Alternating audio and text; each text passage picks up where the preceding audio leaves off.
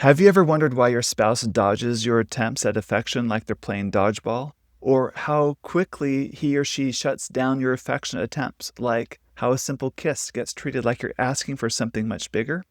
Well, in this video, I'm going to explain exactly why one partner who craves affection has a partner that avoids it. And by the end, you'll know the simple mindset shift that can transform your relationship from a frustrating game of chase into one of genuine connection and intimacy. My name is Dan Purcell. I am a marriage and intimacy coach who's helped thousands of couples break through exactly this kind of dynamic. I'm also the host of the Get Your Marriage On podcast, and I have mobile apps used by over 500,000 couples to build stronger relationships. And you'll find these links and everything else like that in the description below. Let me paint you a picture that might sound familiar. Picture a couple. Let's call them Mark and Sarah, who are stuck in this exhausting dance. Mark craves physical connection. It's his love language, after all. He reaches out for Sarah's touch, hoping for warmth, closeness, and maybe intimacy.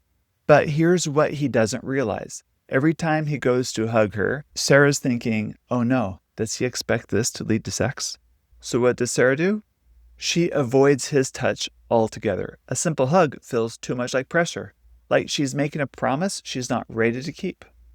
Now, Mark feels rejected and becomes even more needy. Sarah feels more pressured and becomes even more avoidant. And they're stuck in this push and pull dynamic where one keeps pursuing and the other distances, where nobody wins. Does this sound familiar? If you're nodding your head right now, you're definitely not alone. Here's what's really happening. This couple has turned their intimate life into a series of pass-fail tests. Every touch, every kiss, every moment of affection becomes loaded with the pressure of, where is this heading? Where is this leading? Think about it. When you're afraid of failing at something, what do? You avoid it altogether, right? That's exactly what's happening here. Sarah isn't avoiding affection because she doesn't love Mark. She's avoiding it because in her mind, affection equals expectation, and expectation feels like pressure she can't handle.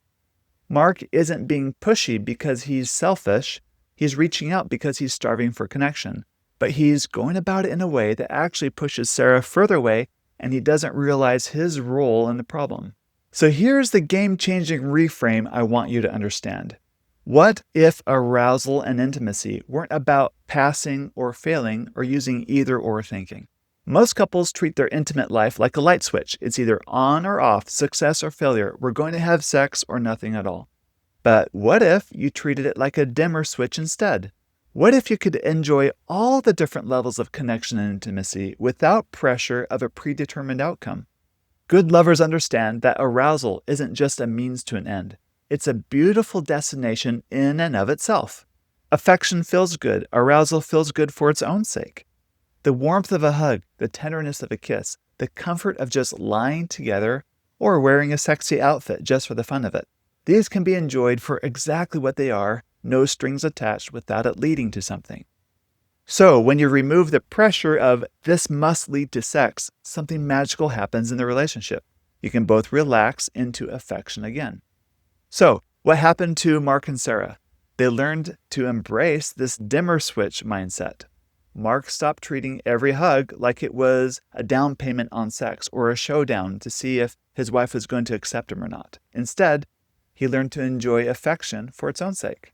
When he hugged Sarah, he was genuinely just wanting to hug her, not hoping it would lead to something else per se. Sarah, feeling that pressure lifted, could finally receive his affection without her guard up. She didn't have to worry about leading him on because Mark wasn't looking for anything more than what they were already sharing right there in that moment. And here's a beautiful irony. When they stopped making every touch about sex, their actual sex life got better, way better, because now they're connecting from a place of genuine desire rather than obligation or expectation. So, how do you apply this to your marriage? Here are 3 specific steps. Step 1, have the conversation. Talk openly about this dynamic in your marriage. The avoiding partner needs to understand that the pursuing partner isn't just trying to be manipulative. They're starving for connection. The pursuing partner needs to understand that their approach is creating pressure, not intimacy. Step 2, Practice affection with boundaries. Set aside time for physical affection and even a degree of sexual arousal if you're willing, with the explicit agreement that this won't lead to sex. I know this might sound counterintuitive, but removing that pressure allows both partners to actually enjoy the connection. Step 3, celebrate the dimmer switch. Start appreciating all levels of intimacy, holding hands, cuddling on the couch, a long hug, a passionate kiss, or even a pat on the bum that doesn't have to lead to somewhere else. These aren't consolation prizes. They're beautiful forms of connection in their own right to be enjoyed for their own sake. Remember, the goal isn't less intimacy. It's removing the fear and pressure that's stopping your intimacy from building in its tracks in the first place. When you stop treating every moment of affection like a pass-fail test, you create space for genuine connection to flourish.